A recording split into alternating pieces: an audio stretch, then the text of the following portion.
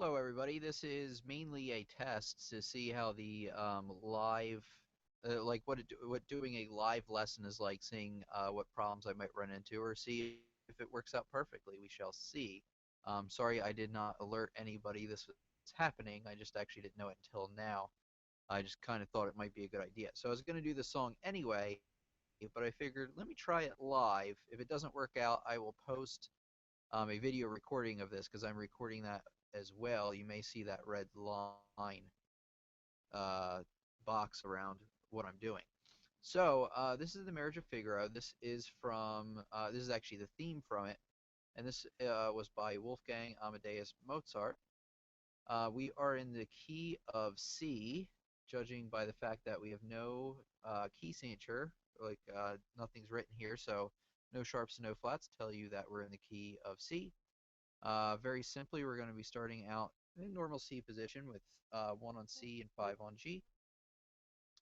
Notice that the first measure is a pickup measure. It only has 2 beats. It is actually missing the other 2, yeah, it's just a regular pickup measure, so it doesn't repeat.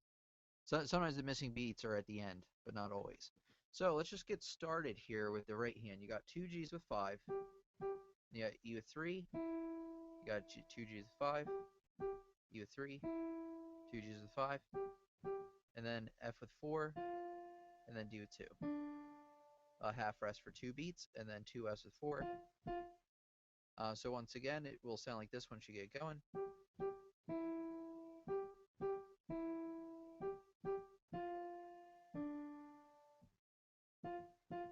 Then the second line, we'll just do 2 lines at a time. You got D with 2, 2 F's with 4, D with 2, 2 F's with 4, E with 3, C with 1. So now the left hand, actually let me play the whole right hand first 2 lines.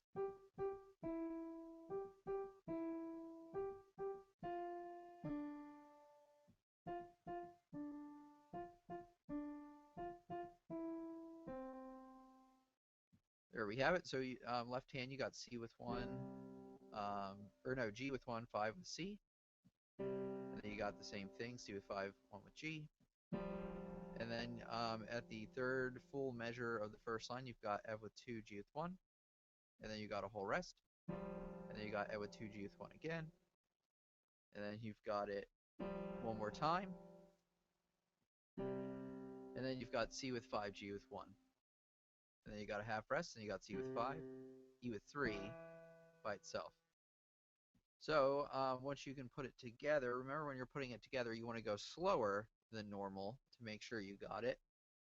But once you can put it together, it should sound like this.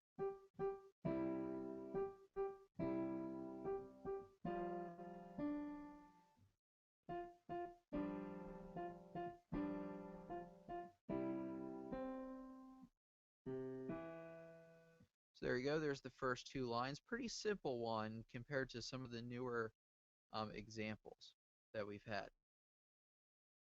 So the left hand, you got G with 1. Yeah, let's do the left hand first. G with 1. You got E with 3, G with 1. And then half rest. We're talking about the next to last line here. This one, where I drew the little line. So G with 1, E with 3, G with 1, half rest, G with 1, quarter rest, and then you don't have anything until the end of the line. You have a G with 1 again. And then the last line is a little similar, G with 1, G with 3, G with 1, and then you've got F with 2, D with 4, G with 1, and then you got C with 5. Right hand, very simply, starting from that next to last line, you got whole rest first, then you have C half note with 1, you got a rest C with quarter note with 1, you got E with 3, C with 1, and then you play a C at the end of the line there, and then you play E and G at the same time, right there, with fingers 5 and 3, and you've got 1 and 5 with B and G, and then you've got C and E with 1 and 3. So once you can play hands together, those last 2 lines, it should sound like this.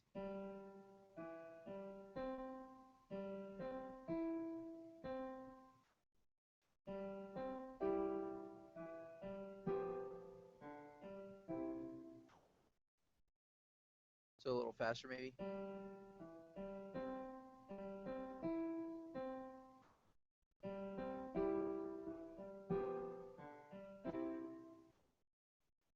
So very simple. Mainly you're playing, well, you are playing both hands at a time, but not too complicated. If you're having trouble, go back and watch some of my previous lessons, and they'll catch you up with this. So looking at the dynamics, what are dynamics? Hopefully you said they tell you how loud to play, and we have one in the beginning here, mezzo forte, right there. And then we've got later on, let me find my mouse pointer here, you've got crescendo at the end of line 2. I'll draw a line there. Actually, let me get rid of that. Okay. And then it crescendos all the way up to the next to last line, all the way up to forte. And then you have mezzo forte, so a little softer there at the end, but not too soft. So let me put this whole thing into frame, and I'll show you how it's done, or what it'll sound like once you get it all ready.